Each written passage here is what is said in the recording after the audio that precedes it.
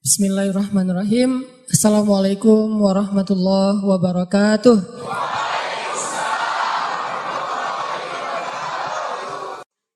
Kita akan ngebahas teknis untuk bisa menghijrahkan status dengan melobi langit. Dengan doa. Kan katanya doa itu bisa mengubah takdir, benar? Benar nggak tuh? Allah yang mengubah takdir dengan doa. Jadi bukan doa mengubah takdir, tapi Allah mengubah takdir dengan doa.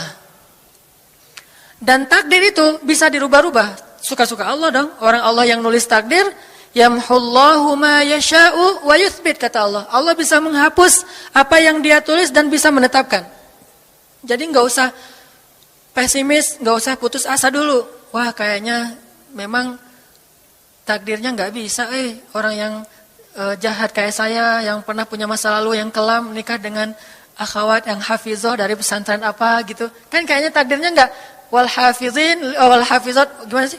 Wal hafizin, gimana sih ayatnya? Saya jadi lupa. Orang yang soleh, orang yang menjaga diri dengan orang yang menjaga diri, orang yang soleh dengan orang yang soleh. At-thayyibin lit-thayyibat, maaf. At-thayyibin lit-thayyibat. Orang yang baik ketemu orang yang baik.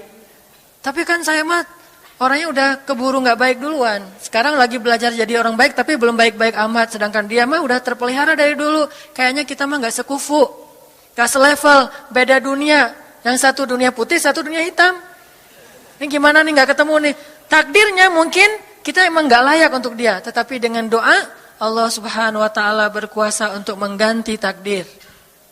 Makanya malam ini kita akan belajar tentang bagaimana menggunakan jalur langit untuk bisa mendapatkan hajat kita. Baik menikah, dapat kerjaan, punya anak, dan keajaiban-keajaiban lain yang bisa kita dapatkan kalau kita tahu cara menggunakan jalur langit.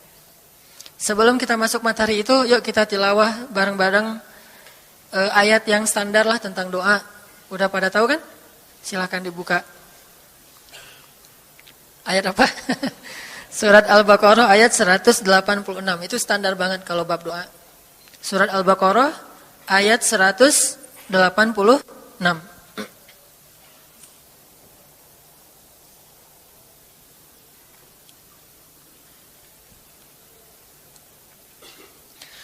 A'udzu billahi minasy syaithanir rajim.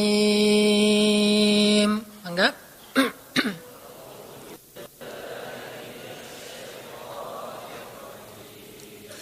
Bismillahirrahmanirrahim.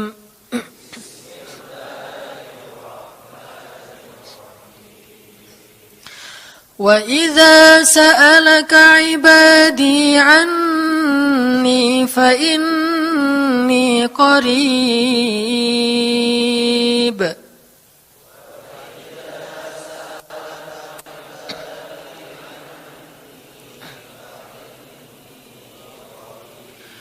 Ujibu da'watad da'i idza da'an.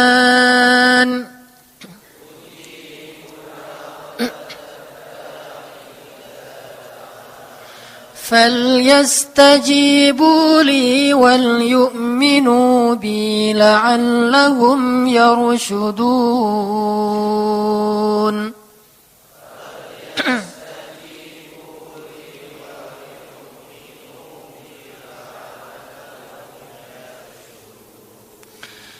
Dan apabila hamba-hambaku bertanya kepadamu tentang aku, maka jawablah bahwasanya aku dekat. Aku mengabulkan permohonan orang-orang yang berdoa kepadaku apabila dia memohon kepadaku. Maka hendaklah mereka memenuhi segala seruanku dan hendaklah mereka beriman kepadaku agar mereka selalu berada dalam kebenaran. Shadaqallahul azim. Teman-teman yang dirahmati Allah Subhanahu wa taala, ayat ini adalah ayat kalau kita kasih judul ayat ini tuh janji Allah kepada orang yang berdoa. Janji Allah kepada orang yang berdoa. Makanya doa itu benar-benar senjata orang mukmin. melebihi senjata apapun yang dimiliki oleh seseorang. Paling dahsyat itu kalau punya doa. Jadi kalau orang yakin kepada Allah, maka dan keyakinan dia kepada Allah lebih besar daripada keyakinan dia kepada apapun, maka selama dia masih bisa berdoa kepada Allah, dia tenang. Ada masalah dikit, oh ilahi.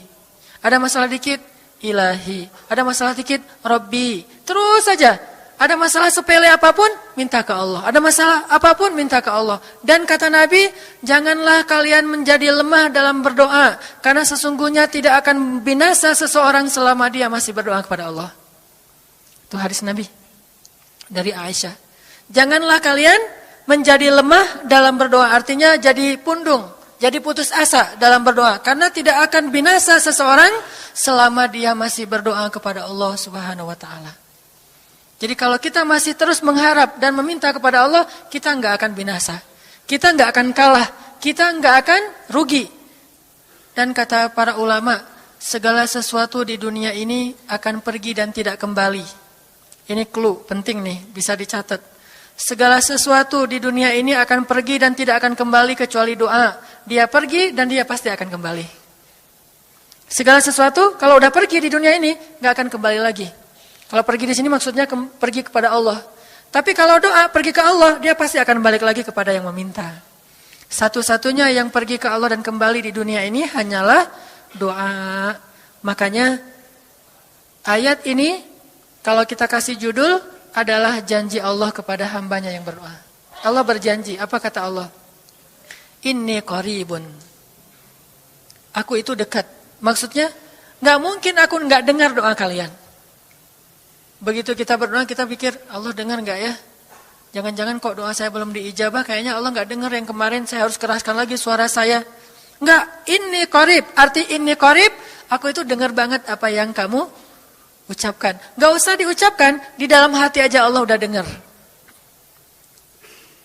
Siapa yang pernah berdoa di dalam hati terus langsung Allah ijabah? Rasulullah. Coba teman-teman buka awal juz kedua. Ayat surat Al-Baqarah ayat 144. Itu gara-gara Nabi ada harapan di dalam hati tapi nggak berani ngomong gitu ke Allah. Cuma dipendam di dalam hati doang. Tapi langsung diijabah oleh Allah. Ayat surat Al-Baqarah ayat 144. Allah berfirman, "Qad nara taqalluba wajhika fis samaa." فَلَنُوَلِّيَنَّكَ قِبْلَةً تَرْضَاهَا فَوَلِّ وَجْهَكَ شَطْرَ الْمَسْجِدِ الْحَرَامِ وَحَيْثُ مَا كُنْتُمْ فَوَلُّوا وُجُوهَكُمْ شَطْرَهُ وَإِنَّ الَّذِينَ أُوتُوا الْكِتَابَ لَيَعْلَمُونَ أَنَّهُ الْحَقُّ مِنْ رَبِّهِمْ وَمَا اللَّهُ بِغَافِلٍ عَمَّا يَعْمَلُونَ. Jadi ceritanya, orang Yahudi suka menghina kaum muslimin gara-gara orang Islam kalau sholat waktu itu masih menghadap ke Al-Aqsa, Palestina. Jadi kata orang Yahudi itu, lihat orang Islam mah fake. Suka niru. Kita sholat menghadap Al-Aqsa, mereka sholat menghadap Al-Aqsa. Berarti agama mereka itu adalah agama yang meniru agama kita. Nggak original. Sering diperolok-olok. Setiap kaum muslimin sholat dihina sama mereka. Akhirnya Nabi ngerasa sedih. Wah, gimana ya caranya? Sehingga setiap sore Nabi berdiri di suatu bukit, kemudian lihat ke langit. Cuman nggak ngomong, gini aja ke langit. Membatin. Bayangin, pernah nggak teman-teman membatin ke Allah? Ini yang harus kita coba lakukan. Belajar membatin kepada Allah. Itu romantis banget. Jadi duduk sendiri. Allah, ngomong gitu dalam hati. Dan yakinlah ini qarib, Allah tuh dengerin. Jangan pikir saya kayak ngomong sendiri, kayak orang kurang waras. Enggak, Allah itu mendengar. Jadi kita batin aja sama Allah, ngomong dalam hati. Ya Allah, saya tuh lagi gini, ada masalah. Ngomong dalam hati kita. Please Allah, please gitu ya. Nah, Itu kalau kita membatin, inni qaribun wa asirru qaulakum aw ijharu bih innahu alimun bidzatis sudur. Jadi Nabi enggak enak mau ngomong, ya Allah tolong dong pindahin kiblat dari Masjidil Aqsa ke Masjidil Haram. Soalnya daripada dikata-katain melulu sama orang Yahudi, mau ngomong kayak gitu tuh enggak enak sama Allah. Malu Rasul ke Allah. Masa kiblat aja minta dipindahin. Akhirnya Nabi cuma ngelihat ke langit aja tiap hari.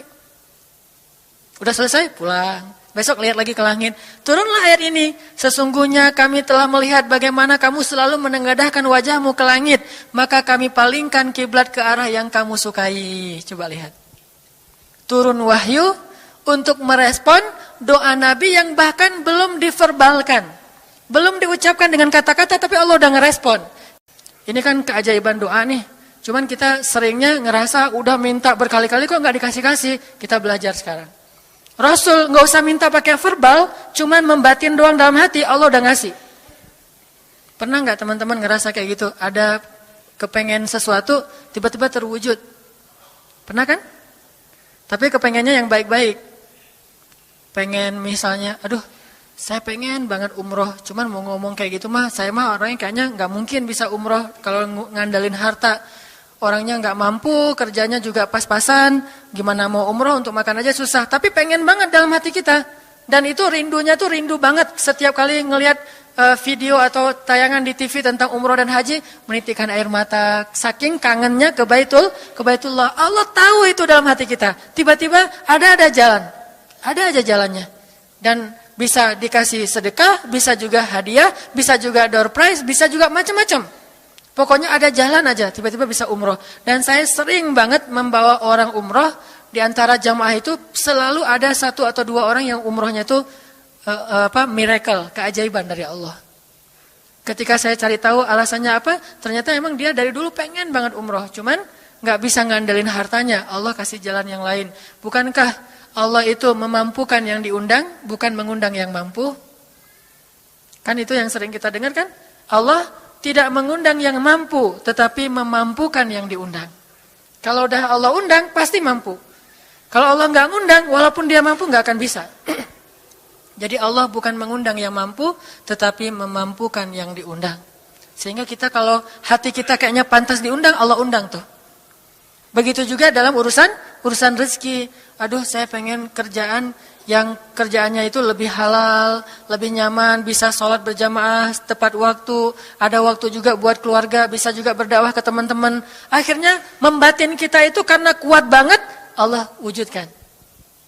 Ini artinya Allah qaribun, Allah maha dekat. Sehingga kalau kita pengen doa kita itu powerful, belajar dari as-siqah billah. Tips pertama adalah as-siqah billah. Percaya deh sama Allah. Percaya sama Allah. Jangan berdoa dengan ragu-ragu. Kayak kita datang kepada seseorang untuk minjem duit, tapi kita ragu. Dia nih kayaknya orangnya susah kalau dipinjemin. Kalau minta dipinjemin gitu. Ini saya lagi ada masalah dikit nih, boleh minta bantu nggak? Apa? Gimana ya ngomongnya? Susah ngomongnya tuh ragu-ragu gitu kan ya? Akhirnya kita ngomongnya tuh nggak enak, nggak nyaman, membuat dia juga ngasih ke kita juga ragu-ragu. Akhirnya nggak nyaman tuh hubungan kita sama dia. Tapi kalau kita yakin banget sama dia orangnya baik, kalaupun dia nggak ngasih dengan cara yang kita minta, kita yakin bahwa dia tuh pasti akan nolong kita. Sehingga kita akan curhat masalah kita itu dengan tulus. Bahwa kita punya masalah kayak gini-gini, bukannya kita mau minta-minta, cuman sifat dari manusia itu saling tolong-menolong, kita beritahu masalah kita. Dan kita yakin dia pasti akan nolong kita. Kalau nggak bisa ngasih duit, dia akan minta tolong kepada orang lain yang mungkin bisa membantu kita. Dia akan ngasih link. Dia akan memediasikan kita. Oh, aduh maaf ya saya juga lagi, sekarang lagi butuh uang, ini lagi nabung-nabung juga. Sama, kita mah lagi sama-sama pengen hijrah status. Cuman, nih saya kenal ada temen nih yang dia alhamdulillah orangnya tuh suka banget bantu orang lain. Mungkin saya bisa merekomendasikan, saya bisa bantu kamu, ayo kita jalan bareng ngomong sama temennya. Pokoknya kita yakin dia bisa nolong. Nah kalau kita yakin, percaya sama Allah, Allah itu gak butuh perantara. Allah bisa nolong kita dengan cara apapun. Walaupun takdirnya udah ditulis, kamu tuh gak akan punya istri sampai meninggal dunia. Ya Allah masa gitu sih, gak akan punya istri. Ya Allah, tapi gimana masa saya mau hidup sendiri terus? Kamu gak akan punya istri kata malaikat teh.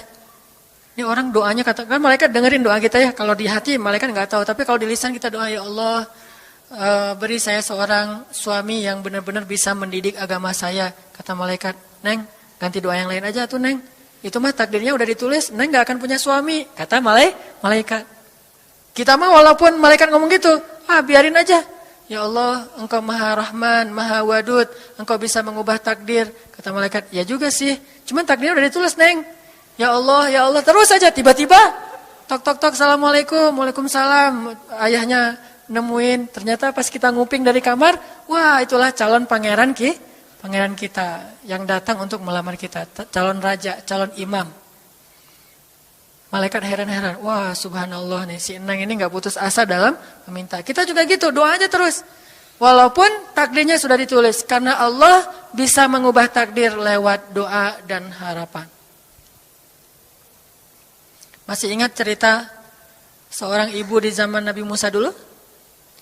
Yang datang kepada Nabi Musa bilang, ya Nabi Allah, ya Kalim Allah, saya gak punya anak, udah tua kayak gini, bisa gak ya? Saya minta tolong Nabi Musa doa kepada Allah supaya saya punya anak. Kata Nabi Musa, bisa aja sih, gak apa-apa ibu. Ya udah saya doain, ya Allah, ini ada ibu minta anak. Kata Allah, ya Musa bilang ke dia gak akan punya anak, itu sudah takdirnya. Kata Nabi Musa, ibu maaf, udah ada jawaban nih dari Allah. Gimana ya Nabi Musa? Allah bilang takdir ibu gak akan punya anak. Oh gitu ya, ya udah deh pulang.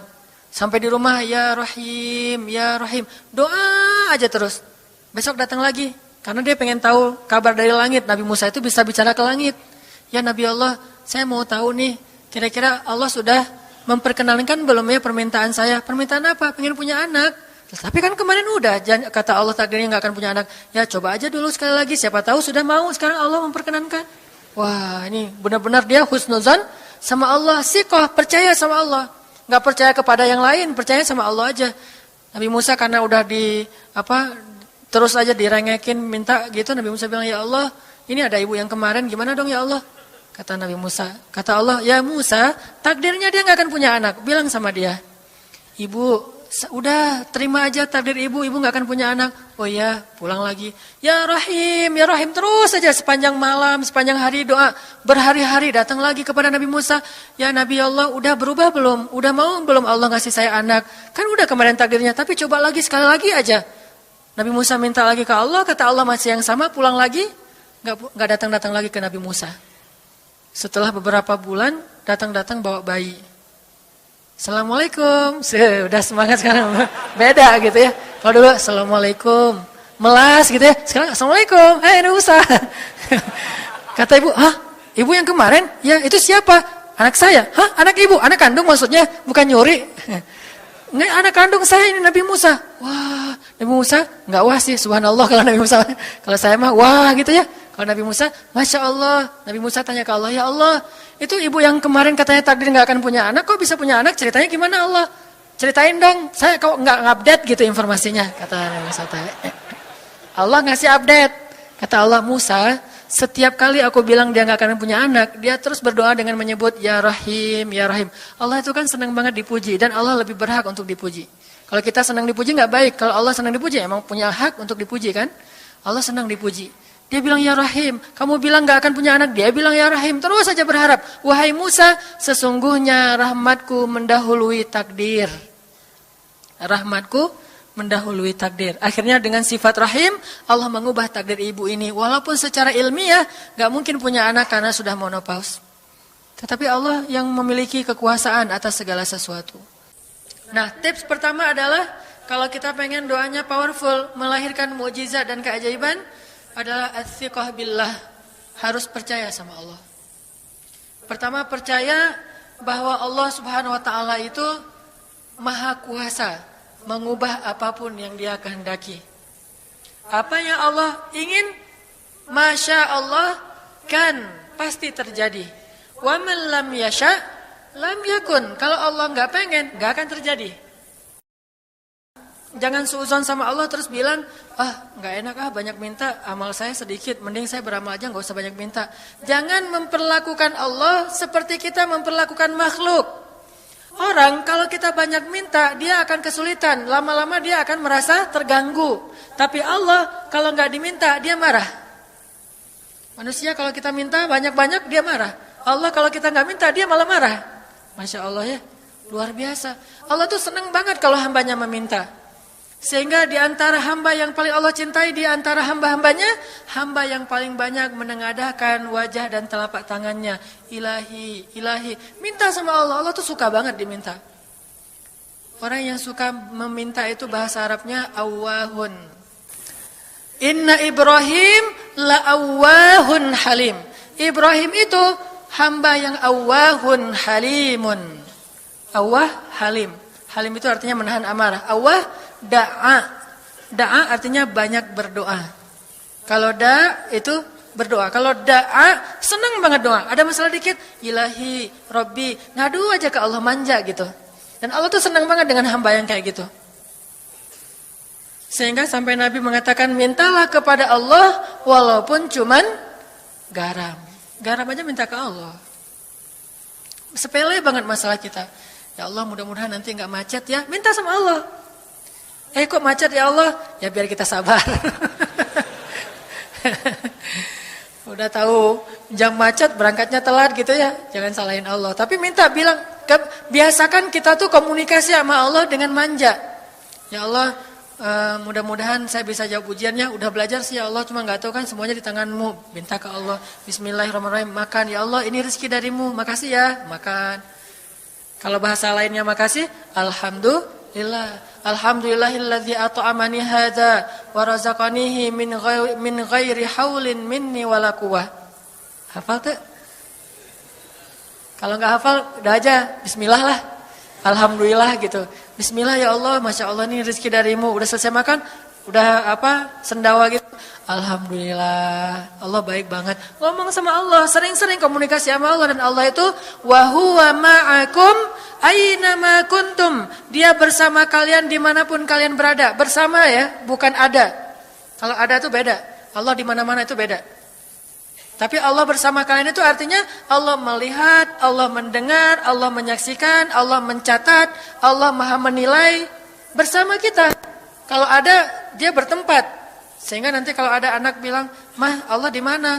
Allah ada di mana-mana, Dek. Ntar dia malah karena cerdas, kalau gitu di WC juga ada, kan nggak boleh kan? Ini jawaban yang keliru, kurang filsafat. Allah itu bukan ada di mana-mana. Allah bersama kita dimanapun kita berada. Itu beda. Kalau bersama, ma'iyah artinya Allah melihat, menyaksikan, mendengar, menghargai, dan terus memelihara dimanapun. Sehingga nggak usah khawatir bahwa ini mah nggak di masjid, nggak apa-apa. Selama bukan di tempat yang najis seperti di kamar mandi atau di mana yang tempat-tempat yang nggak boleh, kita itu mah nggak. Tapi yang di tempat yang umum, di pasar, di jalan, lagi di kendaraan, di dalam masjid, di luar masjid, Allah, ilahi, Rabbi. Kalau perlu lebih manja lagi, pakai irama dikit. Allah, gitu. Kayak orang manggil temennya gitu. Atau kita miss call Allah dulu. Ya Allah, udah nggak ngomong apa-apa. Itu miss call. Miss call Allah.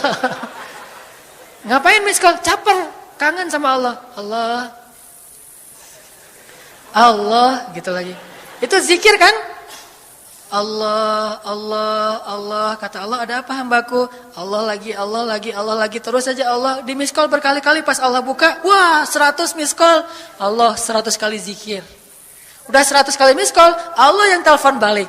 Ada apa hambaku? Wah, ditelepon sama Allah. Lewat kejadian-kejadian hidup, tiba-tiba ada kejutan dari Allah. Langsung bilang sama Allah, thanks Allah. Kan romantis tuh sama Allah. Jangan cuma sama cewek doang bilang thanks, segala macam bahasa-bahasa yang keren. Sama Allah juga harus keren. Tapi setelah thanks, alhamdulillah, karena itu yang paling baik. Intinya harus percaya sama Allah. Allah tuh senang banget didoain, kita berdoa kepadanya gitu. Allah tuh senang. Terus makna percaya sama Allah juga, kita percaya bahwa Allah itu nggak akan ngecewain orang yang berdoa. Ujibu da'watad da'i idza da'an. Aku pasti mengijabah doa hamba-hamba yang berdoa kepadaku. Enggak usah khawatir, pasti diijabah. Tapi kok masih belum aja Ustaz? Nah, kita harus belajar apa itu makna diijabah. Jangan-jangan Allah udah mengijabah, kita nggak ngerti.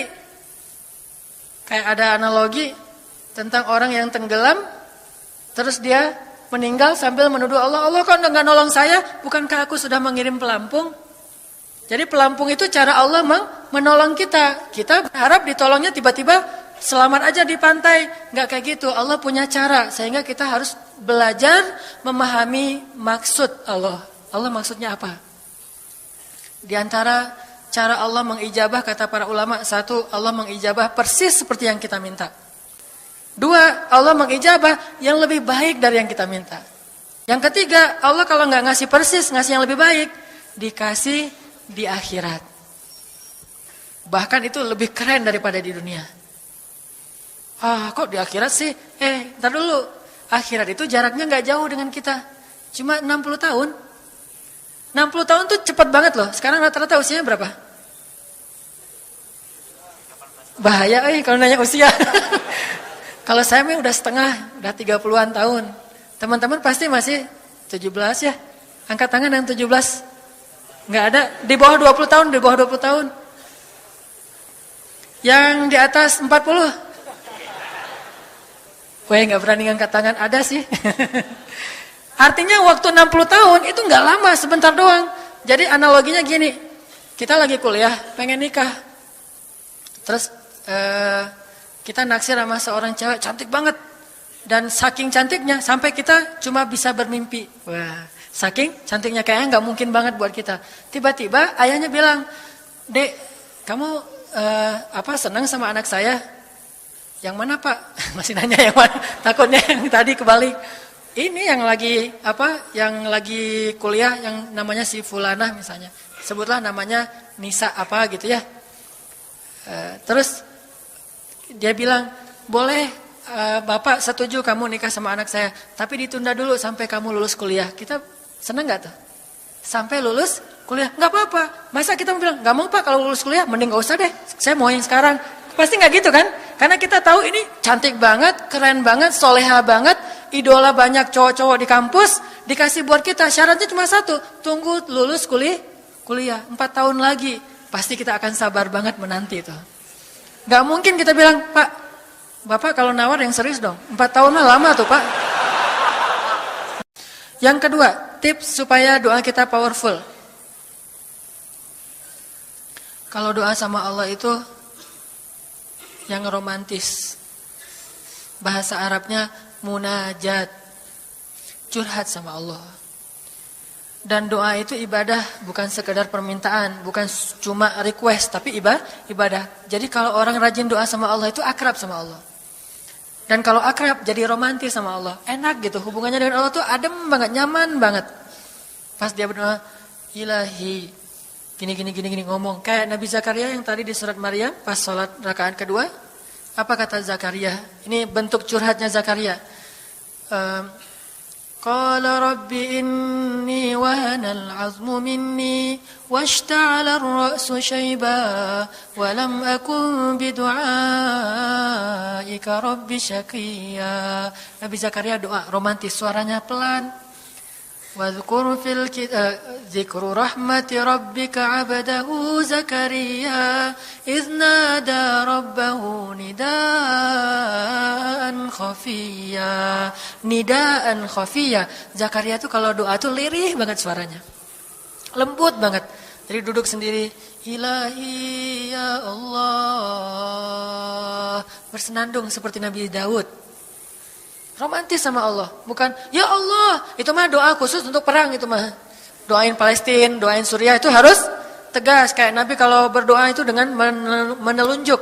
Kadang Nabi mengangkat tangan, kadang Nabi mengangkat kedua tangan sampai tinggi, kadang Nabi enggak mengangkat tangan, kadang Nabi memakai telunjuk. Semuanya itu sunnah. Jangan kita saling debat masalah, enggak boleh angkat tangan. Kadang Nabi mengangkat tangan, kadang Nabi tidak mengangkat tangan, kadang Nabi malah menunjuk gini. Kalau urusannya bab perang, biasanya gini. Ya Allah, bukan nyuruh Allah ya. Beda kesannya nunjuk Arab dengan nunjuk Indonesia. Kalau Arab, ngapain lo nunjuk gue? Kan gitu ya. Kalau Allah mah nggak kayak gitu. Allah pakai bahasa Arab, jadi pakai filsafat Arab. Nunjuk itu maknanya sangat berharap dan tegas gitu. Jadi kita doa pelan, Ya Ilahi, Inni wahanal azmu minni washta'ala ar-ra'su shayba wa lam akun bidu'aika rabbi syaqiyya. Ya Allah, tulang saya sudah lemah, rambut saya sudah beruban semuanya, tidak ada satu helai pun yang hitam. Tapi saya belum pernah berputus asa dari berdoa kepadamu ya Allah. Ini namanya curhat. Wa inni khiftul mawaliya min warai. Ya Allah, saya takut banget kalau saya meninggal tidak ada yang meneruskan dakwah saya, sedangkan Bani Israel itu mudah tergelincir. Fahabli min ladunka waliya. Ya Allah, beri saya seorang anak walaupun istri saya sudah mandul, tapi saya terus berharap kepadamu ya Allah. Ya Allah, please gitu. Waj'alhu rabbi radiyya. Ya Allah, jadikan anak itu yang sangat engkau ridhai. Minta Nabi Zakaria ke Allah. Tiba-tiba dapat kejutan. Ya Zakaria, inna nubashiruka bi ghulam. Wahai Zakaria, bergembiralah, kamu akan punya seorang anak laki-laki. Itu hasil curhat ke Allah.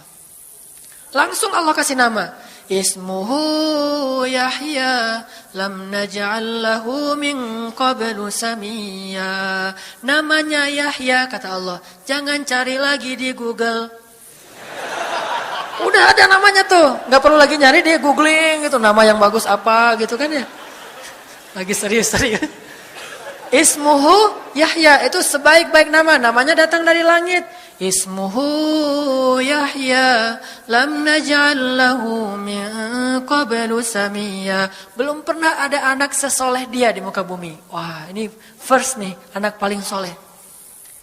Terus kata Allah, wahananan, anaknya lemah lembut, wa zakatan, anaknya suci, wa taqiyya, anaknya bertakwa, namanya Hanan At-Taqi.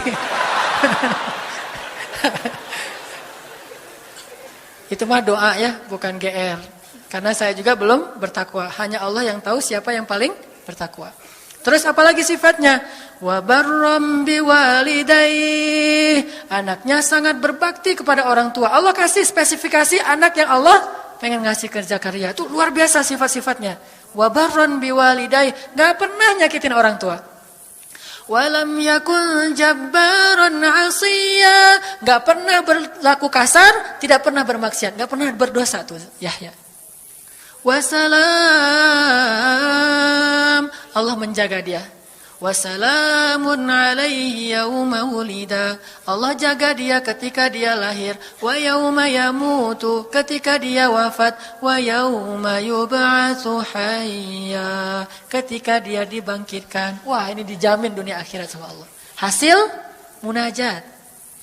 Allah kasih kejutan yang paling istimewa. Makanya bermunajatlah kepada Allah. Ya Allah, titikan air mata, ngomong sama Allah masalahnya apa. Ya Allah, saya pengen nikah banget. Bukan apa-apa ya Allah, saya pengen punya keturunan yang soleh-solehah. Saya pengen sholat berjamaah waktu tahajud. Saya pengen diimami oleh seorang imam yang baik bacaannya, yang soleh. Saya pengen mendidik anak saya berdua dengan pasangan saya. Saya pengen, yang baik-baik sebutin, pengennya kita hajar kita itu apa. Cuman ya Allah, saya kurang modal, ngomong Allah kayak gitu. Gak apa-apa pakai gaya-gaya kita sendiri. Gaya Sunda, gaya apa, bebas lah. Ya Allah, kurang modal banget. Gimana nih ya Allah? Tapi kan engkau maha kaya ya Allah. Bilang gitu. Dan Allah akan mengatakan, lihat hambaku memujiku. Kan kayak kita bilang, Alhamdulillahi Rabbil Alamin. Allah bilang, hambaku memujiku. Ar-Rahmanir-Rahim. Hambaku mengagungkanku. Maliki Yaumiddin. Hambaku gimana sih hadisnya tuh? Kan gitu kan ya. Allah merespon setiap ucapan hambanya. Jadi kita bilang, tapi kan engkau maha kaya ya Allah. Oh iya benar. Cuman saya belum juga nemu siapa calonnya ya Allah. Nah, tapi kan engkau maha tahu ya Allah. Oh iya. Nanti Allah tiba-tiba dalam mimpi disebutin gitu. Wah, jelas spesifikasinya, wajahnya kayak gini, senyum-senyum ke kita di dalam mimpi gitu ya. Terus kasih kartu nama. Pas kita bangun ternyata kartu namanya ada di tangan kita. Cie, kayak di film. Bisa gitu. Tiba-tiba ke-save di HP kita ada nama yang saya perasaan gak pernah nge-save nomor ini deh. Malaikat yang nge-save. Itu semuanya mukjizat dari Allah. Gak usah khawatir. Allah punya cara. Tadi mah walaupun herai, tapi sebetulnya pesannya adalah Allah itu punya banyak cara untuk menolong hambanya. Tidak usah kita atur gimana caranya.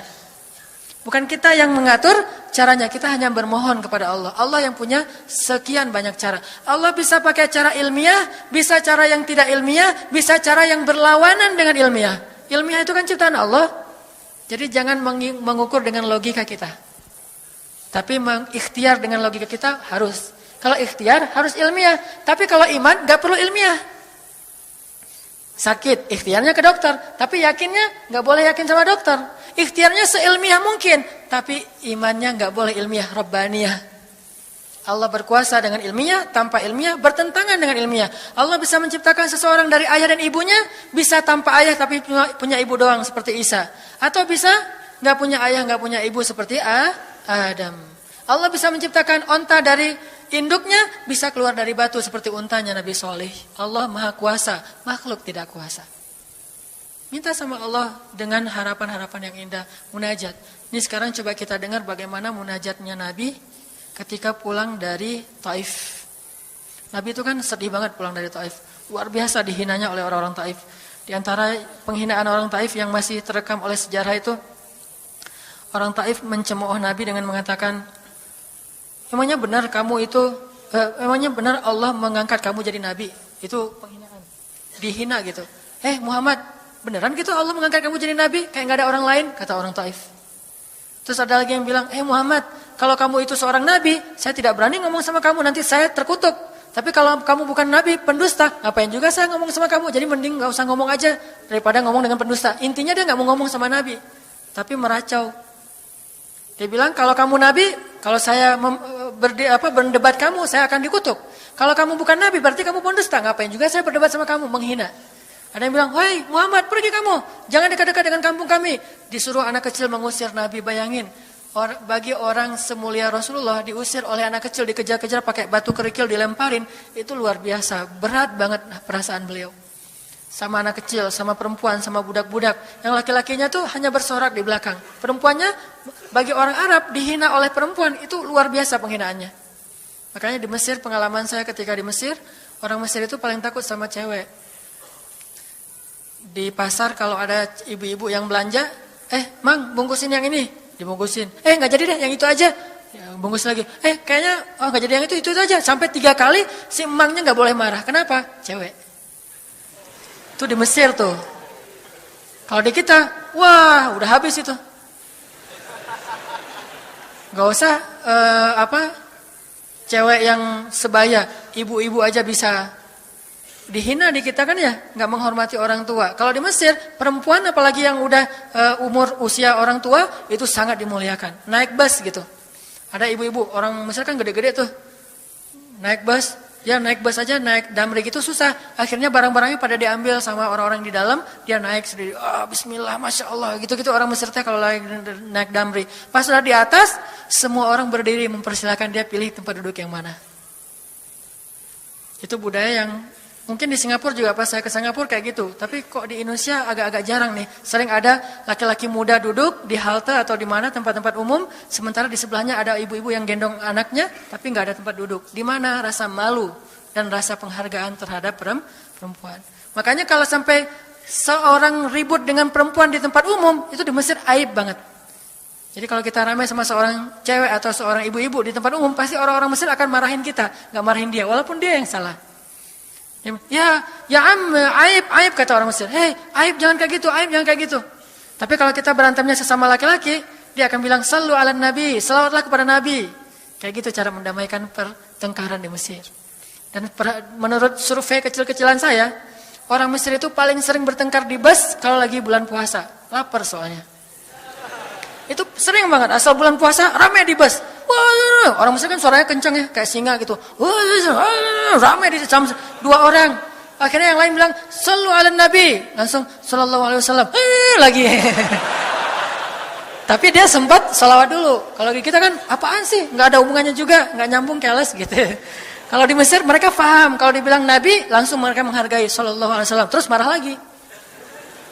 Ya Amir, sallu ala nabi, sallallahu alaihi wasallam. Lagi. Kadang-kadang saking marahnya, shollu ala nabinya sambil marah-marah. Sallallahu alaihi wasallam saya bilang juga.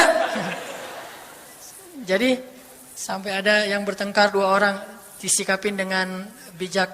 Orang Mesir kalau marah tuh suka bilang keledai. Ya Ahmar, wahai keledai gitu.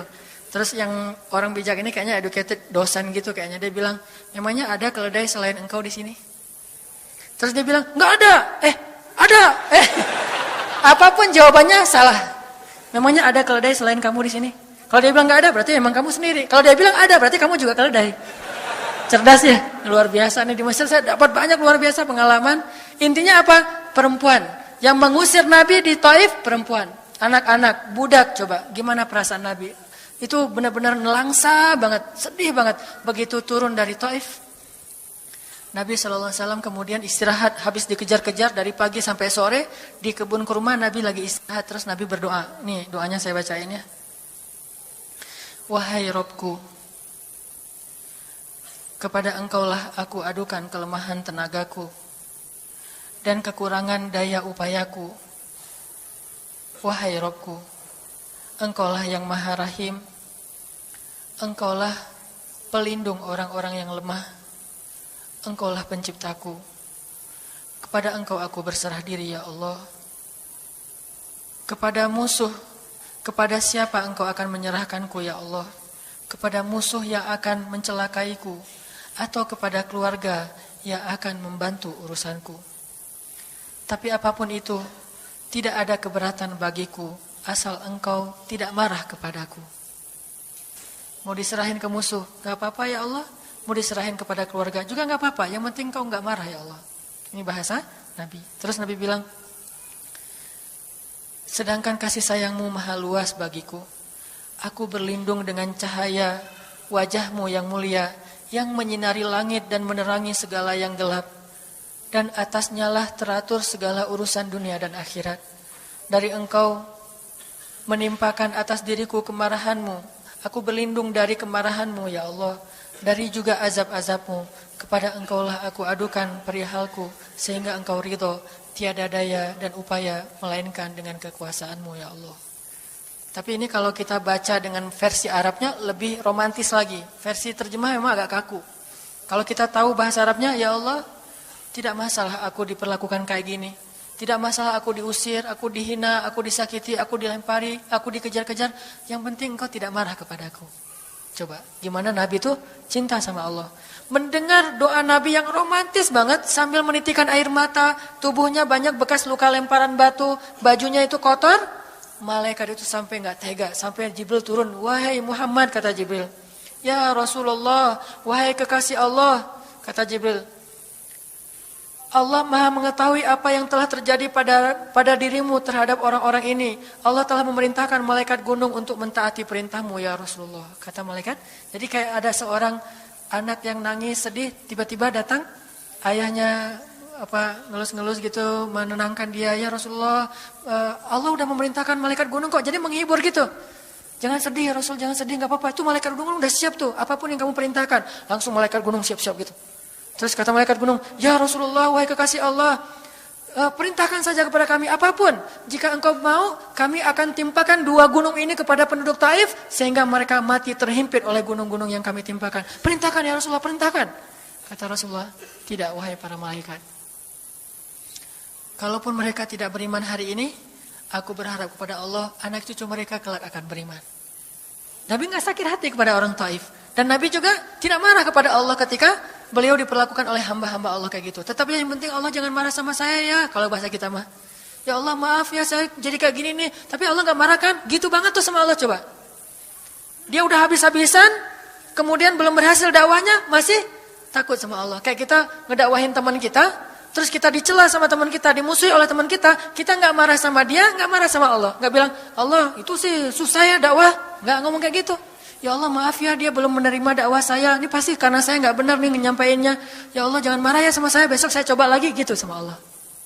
Terus ke orangnya gak marah karena mungkin dia fa'innahum la ya'lamun. Mereka tidak mengerti. Besok akan dicoba lagi, didakwahin lagi, diajak lagi. Terus aja kayak gitu. Ini munajat Nabi kepada Allah SWT. Sehingga gara-gara munajat itu malaikat turun. Sama kayak munajat curhatnya Nabi Yunus. La ilaha illa anta subhanaka inni kuntu minadh dhalimin. Subhanallah. Nabi Yunus tuh bermunajat di dalam perut ikan, lirih banget, suaranya tuh pelan banget.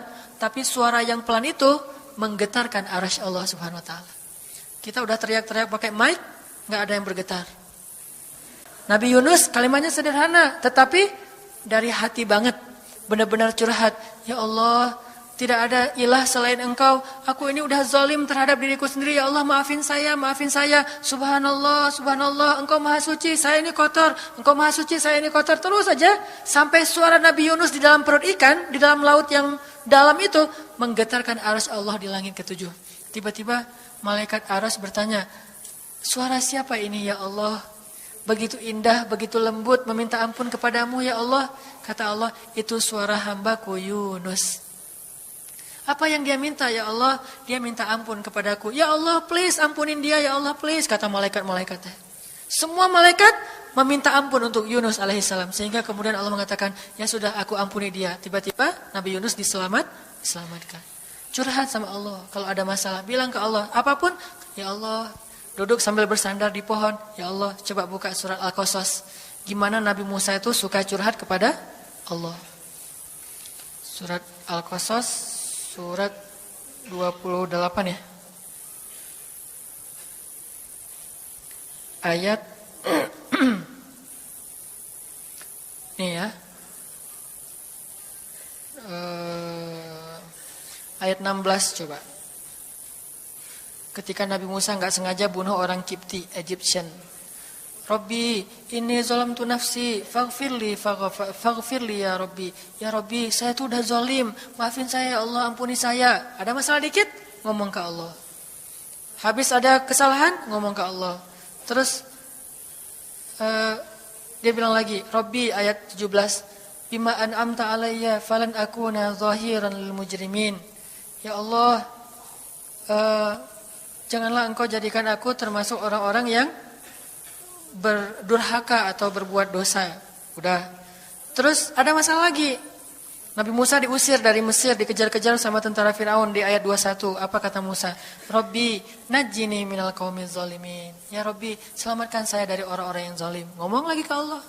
Udah Nabi Musa pergi sekarang. Kemana perginya? Dari Mesir ke Yordania, Madian kalau bahasa dulu. Pergi tuh. Begitu pergi ke Madian, bilang lagi ke ayat 22. Asa Rabbi ayyahdiyani sawa asabil. Mudah-mudahan Allah kasih saya jalan ya. Ya Allah, tunjukin dong saya jalan harus kemana nih. Saya nggak tahu harus kemana larinya. Allah tunjukin. Jalan sampai ke Madian. Begitu udah selesai adegan menolong dua orang perempuan yang sedang memberi minuman ternak. Nabi Musa capek kan? Udah seharian jalan. Kemudian kurang makanan. Sendiri nggak jelas negeri yang beliau tuju. Akhirnya beliau bersandar di sebuah pohon. Di ayat 24. Terus beliau mengatakan, Rabbi, inni lima anzalta ilayya min khairin faqir. Ya Allah, saya butuh banget kebaikan darimu ya Allah. Saya sekarang lapar, saya haus, saya enggak punya tempat tinggal. Saya sangat butuh kepada kebaikan darimu. Bilang ke Allah, tiba-tiba habis doa kayak gitu, datanglah cewek itu dengan malu-malu kan ayat berikutnya. Ternyata cewek itu adalah bakal jadi istri Musa. Jadi kalau ada apa-apa bilang ke Allah. Gak sengaja ngelihat Instagram, oh ada yang cantik, Rabbi, yang ini nih, yang saya gak sengaja gitu. Tapi jangan dikepoin ya, dan jangan terlalu lama ngelihatnya, sekilas saja. Atau minimal kalau nggak yang ini, yang kayak gini ya Allah, ya Allah, gitu. Ngomong nanti ketika selesai sholat, makanya banyak-banyak doa sama Allah. Dan yang romantis, yang lembut, banyak-banyak berzikir. Jadi sebelum doa itu tasbih dulu. Tasbihnya dengan bahasa yang kita nyaman. Subhanallah, subhanallah boleh. Atau dinyanyikan juga enggak masalah dengan suara yang baik. Bukankah Nabi menyuruh kita menghiasi Al-Quran itu dengan suara kita. Dan diantara isi Al-Quran adalah zikir. Kita bisa bilang Subhanallah, Subhanallah, Subhanallah. Coba kayak gitu malam hari sendiri. Pasti orang yang lewat dekat rumah kita bakalan lari gitu ya, dikirain ada soal. Malam hari zikir di kos-kosan gitu, pada teman-teman pada kabur semuanya. Dikirain ada yang gentayangan. Subhanallah, subhanallah, subhanallah. Jadi kalau teman-teman bersiul, bersiullah dengan zikrullah. Daripada kita bersiul dengan lagu-lagu yang misalnya hanya irama biasa kan ya. Saya udah gak hafal ya lagu-lagu terbaru. Yang dulu-dulu mah yang saya tahu paling kau hancurkan hatiku, hancurkan. Nah gitu aja bersiulnya di mobil, kau hancurkan hatiku. Mending kita subhanallah, subhanallah, subhanallah, subhanallah, subhanallah, subhanallah. Biasain aja bersiul dengan nama Allah. Itu namanya miscallin Allah. Sehingga nanti Allah akan melihat, wah ada hambaku nih menyebut-nyebut nama aku kan di miscall tuh, caper dulu. Udah gitu baru ya Allah, baru minta sama Allah. Kalau kita mau munajat, mau romantis, mau curhat sama Allah, sebut nama Allah, agungkan kebesaran Allah, berselawat kepada kekasih Allah, yaitu Rasulullah Sallallahu Alaihi Sayyidina Muhammad. Mau pakai Sayyidina mangga, enggak pakai Sayyidina mangga. Yang penting jangan ribut bab Sayyidinanya. Mau doa aja, enggak ada tuh Sayyidina, ramai kan? Gak berdoa ada, jadi debat kan ya, komen. Udah aja enggak masalah, mau pakai Sayyidina mangga, enggak pakai Sayyidina juga, enggak masalah, tergantung mazhab. Ada yang nyaman harus pakai Sayyidina karena saya cinta sama Rasulullah. Ada yang nyaman saya justru karena cinta sama Rasulullah gak mau nambah-nambah kayak gimana Nabi mengucapkan aja. Mangga. Yang penting salawat. Allahumma sholli ala Muhammad. Allahumma sholli ala Sayyidina Muhammad. Baru minta, ya Allah saya lagi ada masalah. Gini nih ya Allah. Sebutin, curhat sama Allah. Dengan demikian doa kita akan diijabah insya Allah. Tapi ini baru berapa nih? Baru 2 ya. Ada beberapa tips untuk doa yang powerful. Insya Allah ini akan kita lanjutkan pada pertemuan yang akan datang. Gak usah terburu-buru, yang penting bisa diamalkan.